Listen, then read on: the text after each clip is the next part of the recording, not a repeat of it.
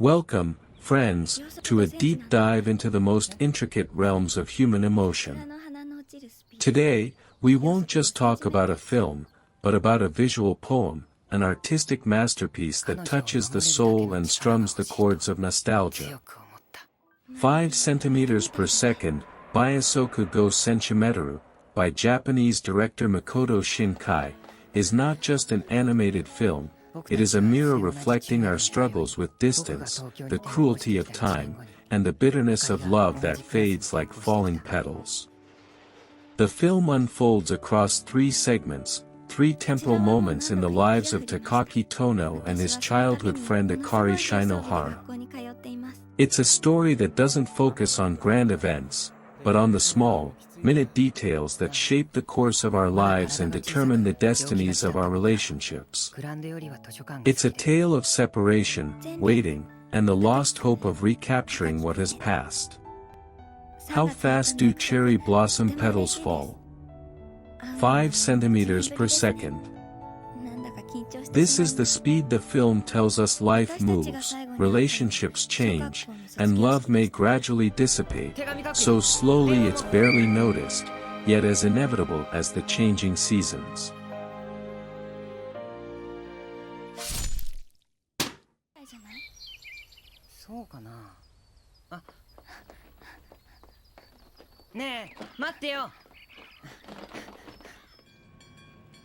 Our journey begins not with a bang, but with the quiet, ethereal grace of cherry blossoms falling, painting the gray streets of Tokyo with fleeting strokes of pink.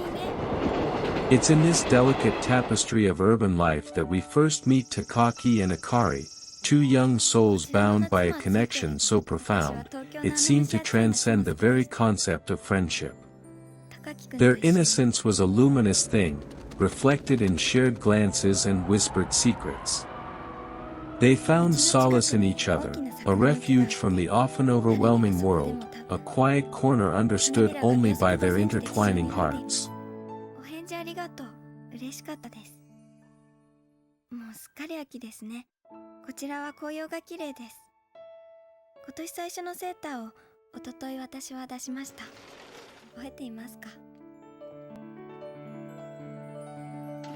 In the bustling energy of Tokyo, they were islands of serenity, seeking comfort in the hushed aisles of libraries, the quiet corners of playgrounds, and the simple act of being together.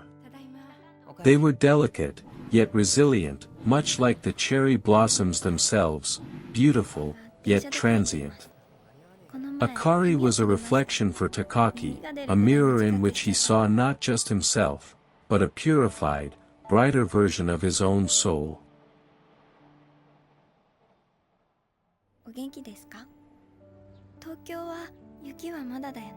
Her presence completed him, filled a void he didn't even know existed until she was there. They would talk for hours, their conversations flowing effortlessly, seamlessly, weaving intricate tapestries of shared thoughts and dreams. It was a bond deeper than any ordinary friendship, a silent promise whispered between 2 beings who intuitively understood each other's innermost fears and joys. Each shared book, each quiet laugh, each shy glance contributed to an unspoken covenant that they believed nothing could ever break. But time, the silent architect of change, had other plans.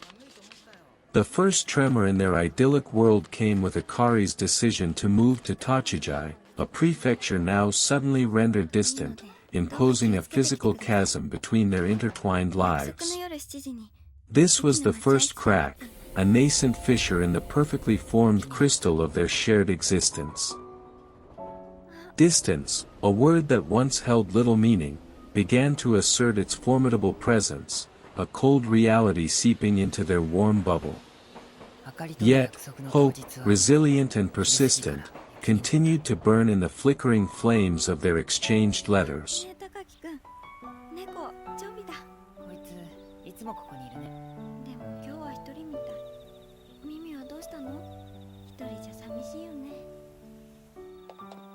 These were not mere missives, they were vessels of their promises, time capsules of shared memories, and fervent declarations of their desire to stay connected, to defy the encroaching miles. どうしてだろう、そう思っていた。これから僕はあかりに会うんだ。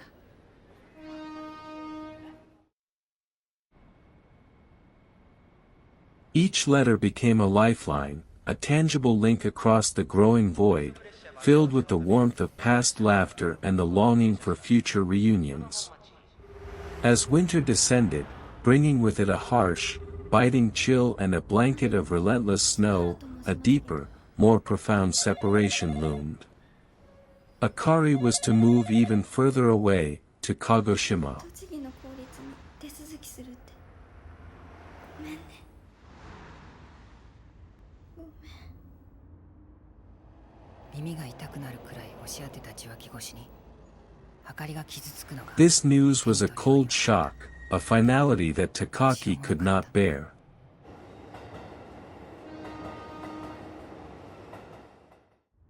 空気は雪の日の都市独特の匂いに満ちて冷たかった。お客様にお知らせいたします。宇都宮線小山。急に大きくなった。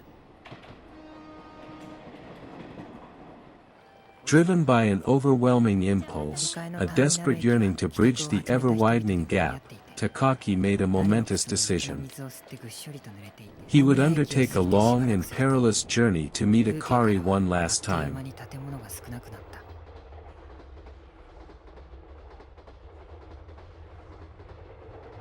宮方面行き列車はただいま雪のため到着が8分ほど遅れております。お急ぎのところ。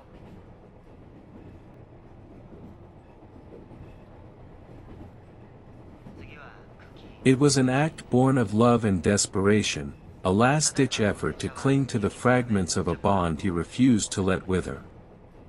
The journey began with a mix of trepidation and fervent hope. He carried with him a letter, a carefully penned testament to his feelings, a confession he hoped would seal their future. The train carriage, initially bustling, gradually emptied as he traveled further into the night.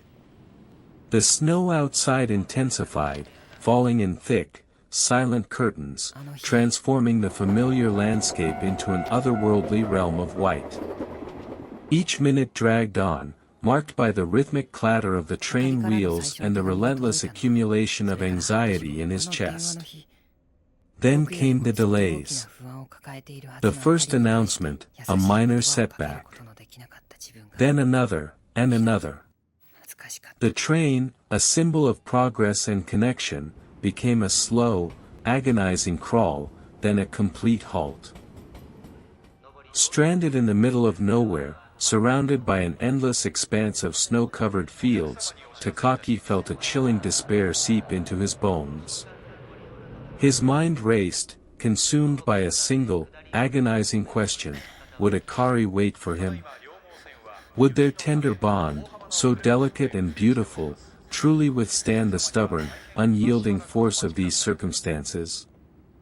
Every minute of delay felt like a new layer of ice accumulating on his heart, doubts creeping into his very soul, freezing him with cold and fear.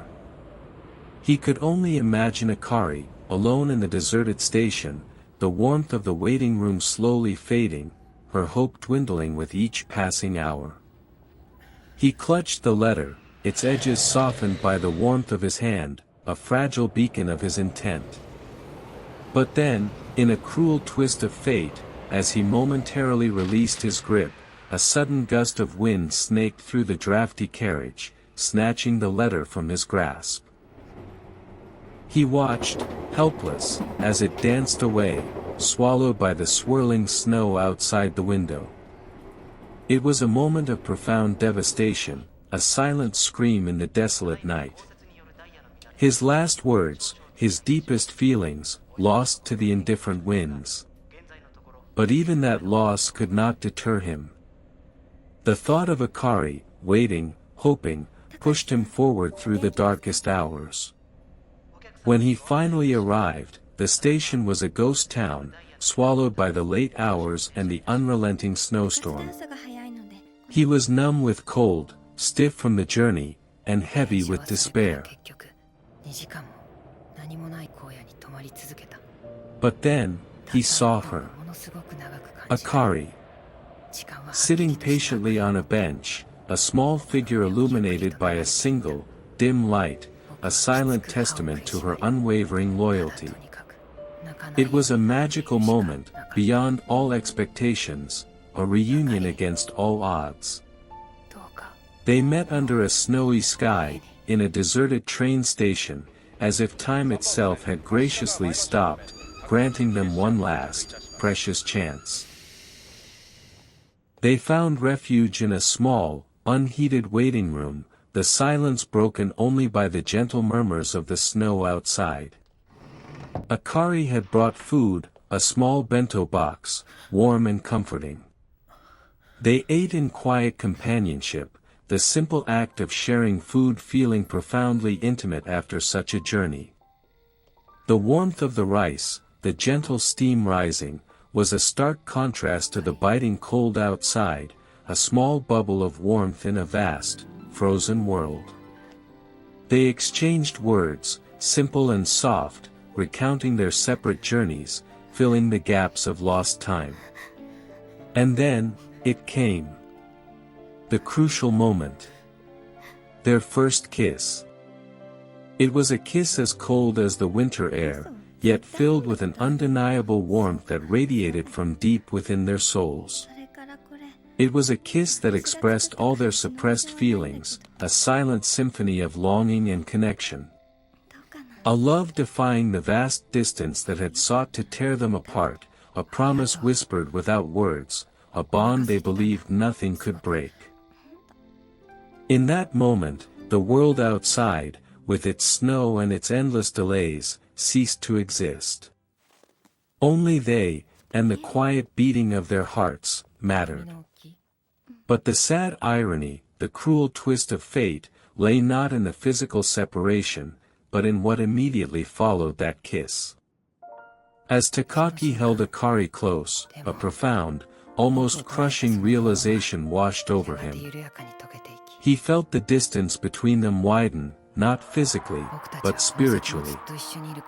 He understood, with a chilling clarity, that even this perfect, transcendent moment, this desperate reunion, could not truly bridge the growing chasm that time and circumstance had carved between their lives. Their relationship, despite its undeniable depth and raw emotion, was fragile against the inexorable force of reality. The magic of the night, while real, was fleeting. The next morning, under a sky that had cleared but still held the promise of cold, they separated once more. The goodbyes were quiet, tinged with an unspoken understanding of finality. Each returned to their own path, their own separate lives. They never wrote to each other after that night.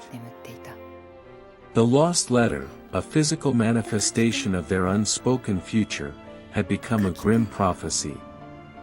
Distance, now, was not merely measured in kilometers, it had transformed into a spiritual expanse, a temporal gap widening with each passing day, each unshared experience.